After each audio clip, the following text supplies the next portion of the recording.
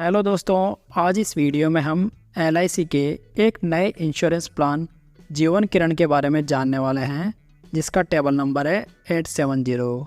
ये जो एलआईसी का इंश्योरेंस प्लान है वो एक टर्म इंश्योरेंस प्लान है।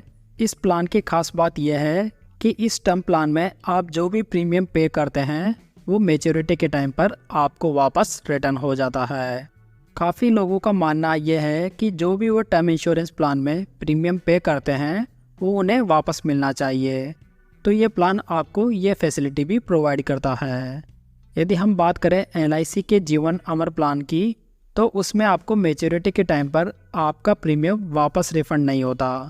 लेकिन एलआईसी का जीवन किरण प्लान एक ऐसा टर्म इंश्योरेंस है जिसमें मैच्योरिटी पर आपने जो भी प्रीमियम पे किया है वो आपको वापस मिल जाएगा। और यदि पॉलिसी टर्म के दौरान यदि कोई अनहोनी हो जाती है तो नॉमिनी को पॉलिसी का सम एश्योर्ड भी प्राप्त हो जाता है। तो चलिए सबसे पहले इस इंश्योरेंस की टर्म्स एंड कंडीशंस को देख लेते हैं।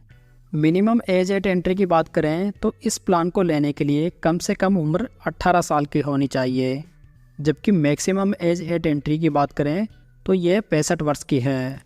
मतलब कि 18 से लेकर 65 साल का कोई भी व्यक्ति इस इंश्योरेंस को बाय कर सकता है।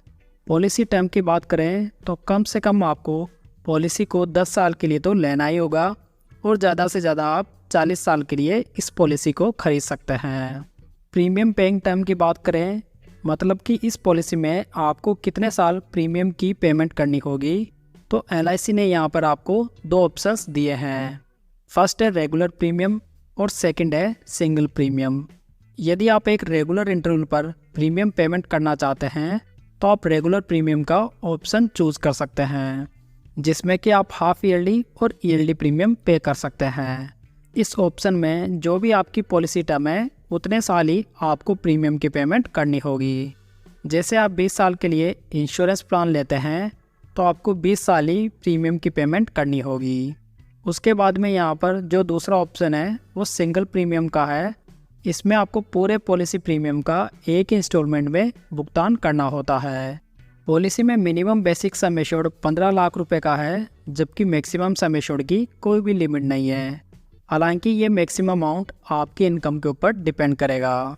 Minimum age at maturity 28 years है, यानी कि जब आपकी पॉलिसी मैच्योर होगी तो उस समय आपकी एज कम से कम 28 साल की तो होनी ही चाहिए।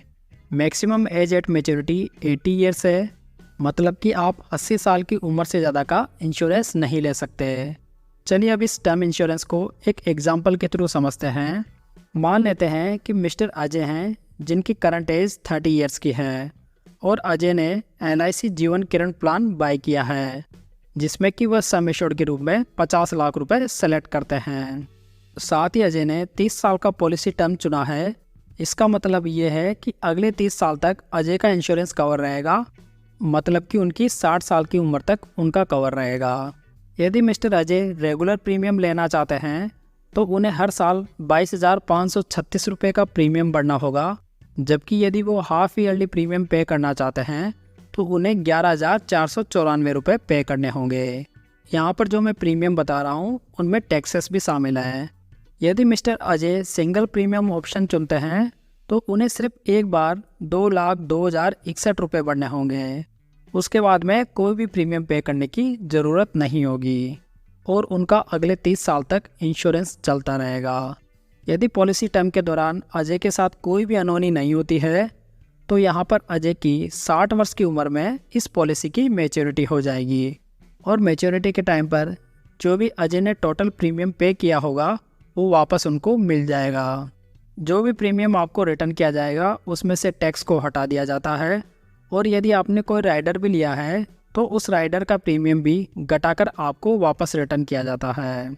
तो यहाँ पर अजय ने 30 साल की पॉलिसी टर्म ली है तो अजय का इंश्योरेंस कवर 30 साल का रहेगा, और यदि इस 30 सालों के दौरान अजय के साथ में अनहोनी हो जाती है और वो अपने परिवार के बीच में नहीं रहते हैं तो इस केस में पॉलिसी होल्डर के नॉमिनी को सम एश्योर्ड ऑन डेथ का पेमेंट किया जाएगा। Sum assured on death in तीनों में से जो भी ज़्यादा होगा वो पे किया जाएगा। फर्स्ट है 7 times of annualise premium, second है डेथ के समय तक टोटल प्रीमियम जो भी पेड किया गया है उसका 105%, और थर्ड है बेसिक सम एश्योर्ड। तो हमारे वाले एग्जाम्पल में 50 लाख रुपए जो कि सम एश्योर्ड है वह सबसे ज़्यादा रहेगा, तो इसी का भुगतान नॉमिनी को डेथ बेनिफिट के रूप में किया जाएगा। जबकि सिंगल प्रीमियम में 125% ऑफ सिंगल प्रीमियम और बेसिक सम एश्योर्ड, इन दोनों में से जो भी ज़्यादा होगा वो नॉमिनी को पे किया जाएगा। राइडर की बात करें तो इस टर्म इंश्योरेंस में आप LIC के कुछ एडिशनल राइडर्स भी परचेज कर सकते हैं। इसमें आपको कुछ अतिरिक्त प्रीमियम का भुगतान करने पर एडिशनल लाभ मिल जाते हैं। इसमें आप accidental death and disability benefit rider या एक्सीडेंट बेनिफिट राइडर का सिलेक्शन कर सकते हैं। ग्रेस पीरियड यानी कि प्रीमियम का भुगतान करने के लिए आपको कुछ एक्स्ट्रा टाइम दिया जाता है, जिसके अंदर आप बिना लेट फ़ी अपनी पॉलिसी के प्रीमियम का भुगतान कर सकते हैं।